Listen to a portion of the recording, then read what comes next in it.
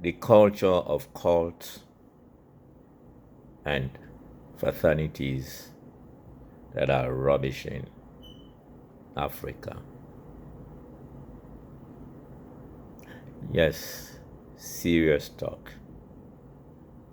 Welcome to Edutainment Healing. Every African child, old or young,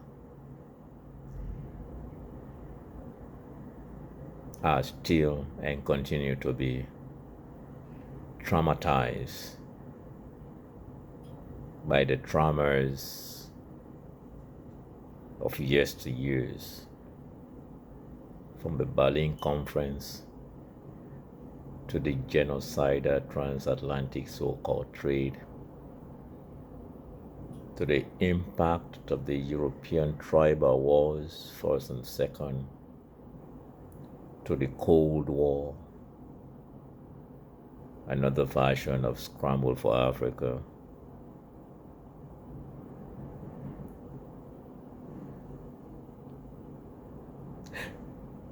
to the religious buffoonness of our people, be it Islam, Christianity, or name what. Those fraternities of war have miseducated and continue to miseducate Africans. Even our overloaded PhDs like me upside down are actually the key of our woes. And until civic education that gets back to the African roots of it takes a community to bring up a child, and more importantly, it takes a thinking critical community to protect a community and a nation of people. We will be gamed by the gamers of life, but we are tired. The cults of fraternities are disguised criminals, what we call in the plantation world white collar criminals, and they are in every system. They are the facilitators and financiers of the wars that we see on the streets.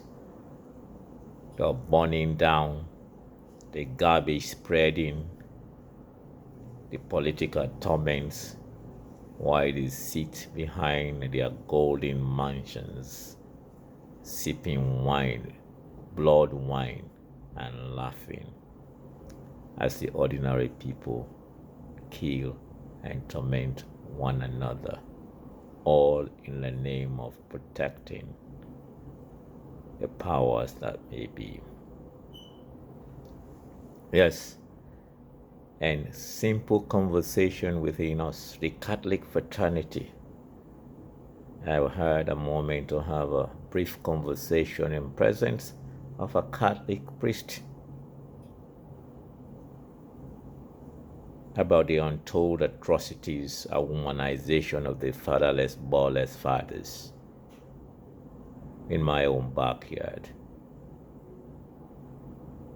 and my own jump at me, denying those, not the priests, we the ordinary people, protectors of these fraternities.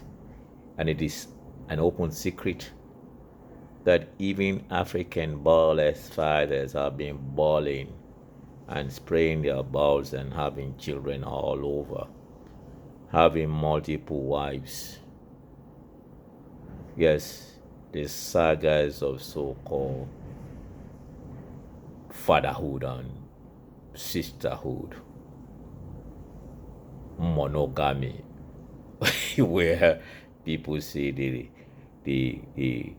custom their snake to one portion but secretly vibrate everywhere. Don't kid me. So, all the troubles we see, political nonsense, they are a group of nasty cults and fraternities that, if they are not at the head of politics, they torment everything. Even when they are questioned, they call on their cults and fraternity blood members to burn down, demonstrate, disturb law and order just to protect them. Because if you love your country, if you love your people, you know economic growth and development comes with tranquility. But no, they are so wicked and selfish that they would torment every inch of peace and tranquility because their stakehood have become limited. Yes, the flow of cash has been on cash, and they would dry the ground and make growth impossible. And we are about dancing and shouting. Yes, it is time to say no to them. A classic example documentary, well, there are many, of African documentary. Unfortunately, most times it has to be a BBC or a CNN or whatever, but we know all. But a classic one I was watching that brought me to tears and further traumatized my already trauma brain was one called Black Axe, Nigerians Mafia Cards. In it, you see the breakdown. You have to have a stomach and a balls to watch it. But it is as raw and truthful about the problem of Africa. And these are the same people our foreign tormentors, white capital, also use as easy access to continue suppressing us. And if Nigeria cannot get it, our African world is in trouble, because that black axis, NBM, thank God is not NBA. Maybe we should turn it to a real NBA, a basketball that can transform lives in Nigeria and Africa. Let us have an African national basketball inside Nigeria with teams in all the states. See how my brother from another mother's mission, Mr. Jury, will transform life. Because football as a national treasure in Africa continue to fail because FIFA is a mafia, it's a fraternity. But basketball, it has served in America, big as it is also a big dark fraternity. Look at the owners. And the players run around with bling bling and chains and whatever. Take your balls and let's go play ball in Africa. Own the teams that you cannot own in America. In Nigeria, there is clean, tropical money.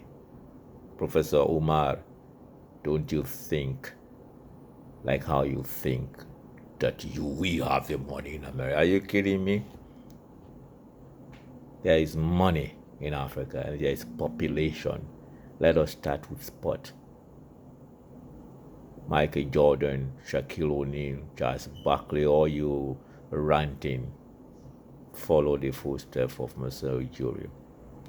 And I dare you to join me so that we can open a basketball association with all the professional teams based in Nigeria, because that's where the mecca population and money is. All other countries can be our A League, B League, but the professionals settled because of the population and the might. I digress. But it is time we stand up.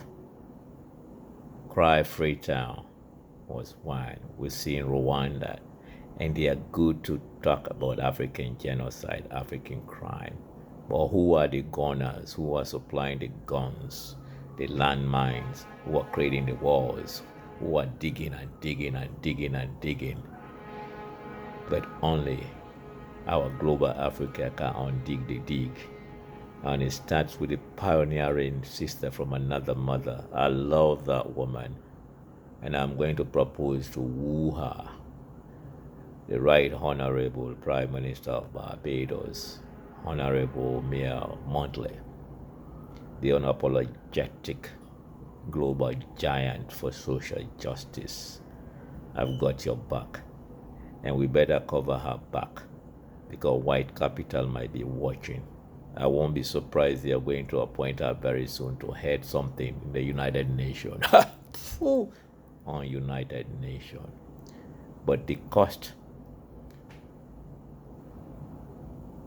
of cults at fraternities from mainly Nigeria has found her way into the universities and the plantations, just like how they hijacked the learning institutions in Nigeria.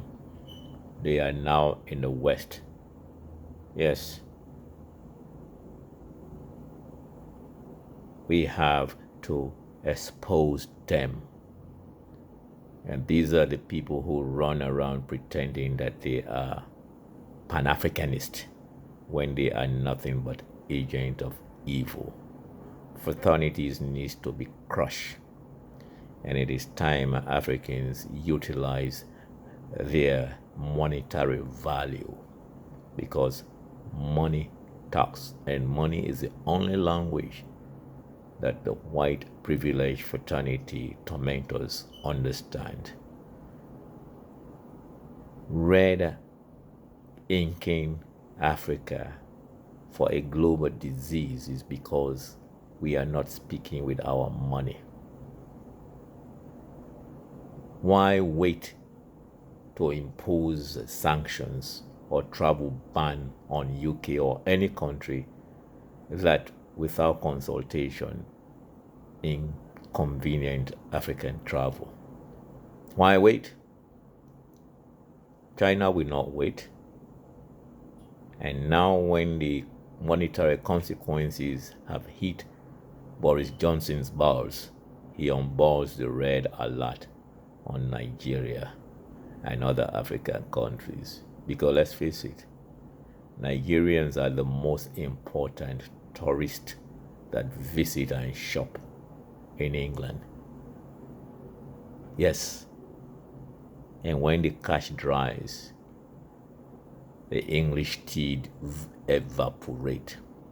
So let us uncult the IMF, the World Bank, the United Nations, and the Macron's nonsensical nonsenses, because they are all dark and wicked cults and fraternities that are ravaging our African world. The danger of his stories. A recipe of healing lies in our story, unapologetically.